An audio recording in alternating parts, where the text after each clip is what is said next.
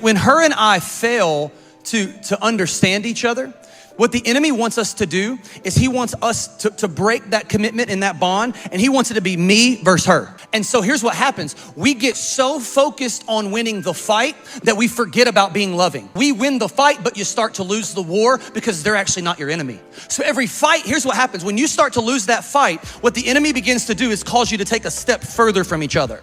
And so I may win an argument, all of a sudden we're taking another step further from each other. And before long, here's where he wants you. He wants you separated, he wants you divided, because if he can get you to take steps away, you're that much closer to walking out.